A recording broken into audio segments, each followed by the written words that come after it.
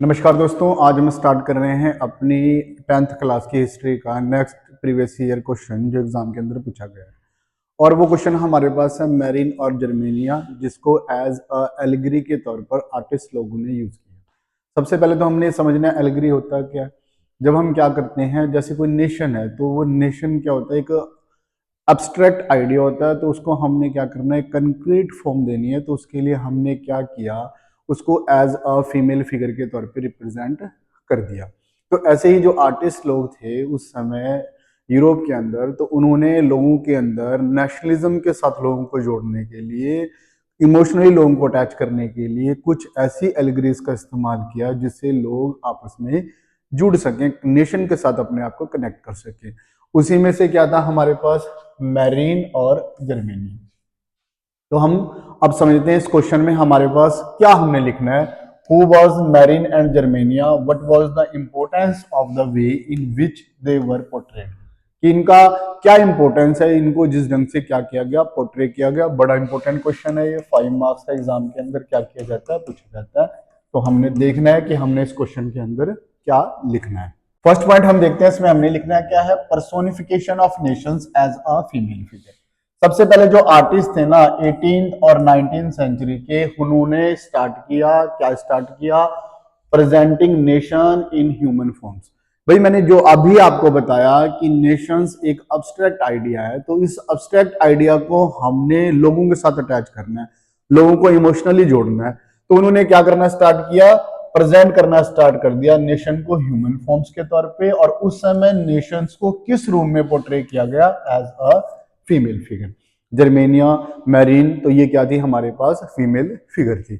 Next point, the nations as an allegory, जो मैंने अभी आपको बताया, the female from that was chosen to personify the nation did not stand for any particular woman.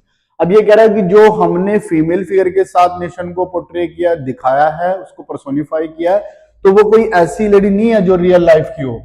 ये एक तरह का अब्स्ट्रैक्ट आइडिया है जो हमें कंक्रीट फॉर्म के साथ क्या करता है, जोड़ता है। मैंने अभी आपको बताया कि अब्स्ट्रैक्ट आइडिया क्या है, हमारा नेशन है और उसको हमने क्या करना है, किसी कंक्रीट फॉर्म के साथ जोड़ना है। तो वो कंक्रीट फॉर्म हमने क्या बनाया, उसको एलिगरी के तौर पे क्या क्या इस्तेमाल किया, that is the female figure. वो जो कंक्रीट फॉर्म है वो क्या है, फीमेल फिगर है, वो एक एलिगरी बन गई किसकी, नेशन। पॉइंट देखते हैं, point number 3, national ideals represented through symbols. These ideals were represented through specific object or symbol. जो ये आइडियल्स थे, इनको हमने किसी सिंबल के थ्रू रिप्रेजेंट किया। जैसे एट्रीब्यूट ऑफ लिबर्टी, जो लिबर्टी के लिए वो क्या, red cap, the broken chain. जबकि जस्टिस के जो एट्रीब्यूट हैं वो क्या है, blindfolded women carrying a pair of weighing scale, तराजू ली हुई लेडी हाथ में। तो ये क्या थे, आइडियल्स थे जिनको हमने सिंबल्स के थ्रू क्या किया है, रिप्रेजेंट किया।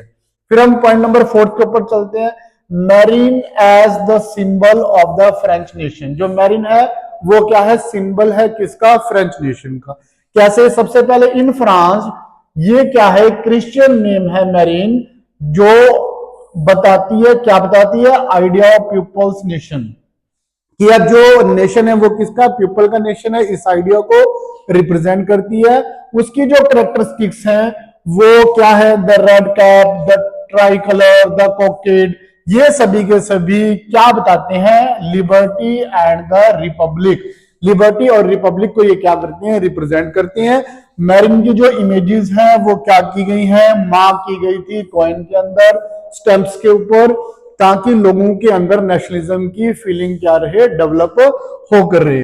Next point, point number 5, Germania as a symbol of German nation. जैसे मैरिन क्या है, फ्रांस का सिंबल है, वैसे जर्मेनिया क्या है, German symbol. Germania become the allegory of the German nation in visual representation. Visual representation में क्या किया गया, जर्मेनिया को दिखाया गया, उसने ओक लीव का क्राउन पहना हुआ है, जो कि जर्मन ओक है, वो किस चीज को स्टैंड करता है, हीरोइज्म को, जो साहस को दिखाता है।